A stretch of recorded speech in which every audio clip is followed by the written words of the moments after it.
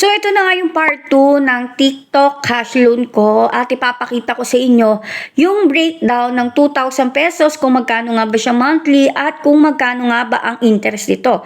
Kung gusto niyo malaman, ay stay tuned lamang. Ito na nga nung isang araw ay sinabi ko nga sa inyo, nagkaroon na ako ng TikTok cash loan.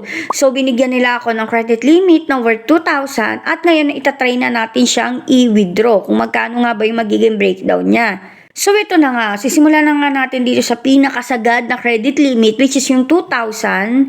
So, kung makikita nyo dito, kung 2,000 ang uutangin ninyo at kung for 6 months nyo siyang babayaran, ang magiging monthly payment niya ay 516. So, dun pa lang isipin nyo 516 agad.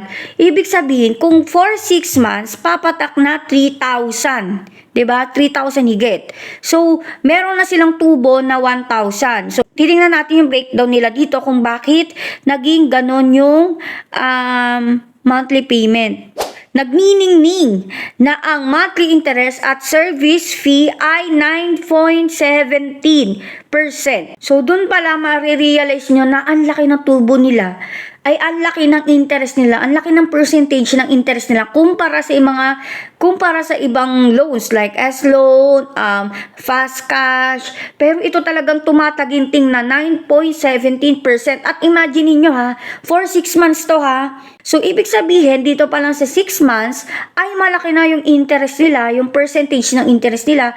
What more pa kaya sa 1 month to pay? So, i-check natin yan later. Next naman natin is yung dito sa for 3 months. Kita nyo dito na ang monthly repayment ay 874 and 67%. So, dito makikita nyo rin yung monthly interest niya ay pumapatak na ng 10.42%. Kano kalaki yun? 'Di ba? Kung eto nga 2,000 lang, what more pa kaya kung mabigyan kayo ng malaking limit dito sa cash loan ni TikTok? So, dito naman sa 3 months, makikita ninyo 874 and 67 cents yung monthly niya. Pero, ang monthly interest niya at service fee ay papatak ng 10.42%. So, imagine niyo yun, mas mataas siya sa 6 months. So, 208 siya per month. So, kung bibilangin ninyo 2 for 6, pumapatak ng 600 yung interest nila sa loob ng 3 months. Dito pa lang sa 3 months, 10% na mahigit.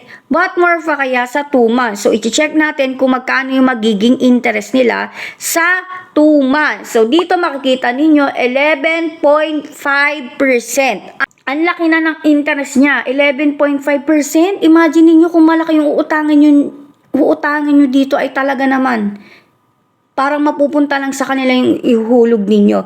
So, dito, papatak lang na 229 times 2, magiging mga nasa 450, mahigit yung yung kanilang magiging interest. So, sa lastly, sa 1 month naman, kung makikita nyo dito, ang pinakamalaki, talaga namang nakita ko, usually nga pag 1 month to pay, hindi na nagpapa-interest, zero interest na or sobrang baba na lang. Kasi nga syempre, babayaran mo rin naman agad eh. Pero ito, 12%, kaya papatak pa rin ng 240 yung babayaran nyo per month. Kung nagbabala kayo na uutang na kayo, tapos babalakan nyo, babayaran ko na lang din lang siya monthly.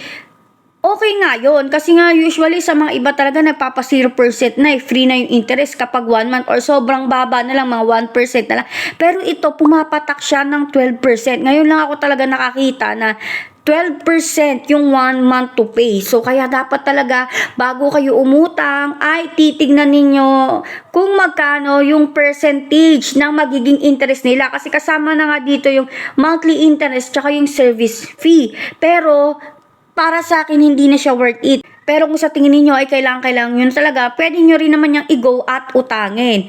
Pero nga, magdalawang isip kayo kasi sobrang malaki, sobrang mahal ng interest nila. So, yun nga no, sana may natutunan kayo sa video na ito. Thank you for watching. Yun lang!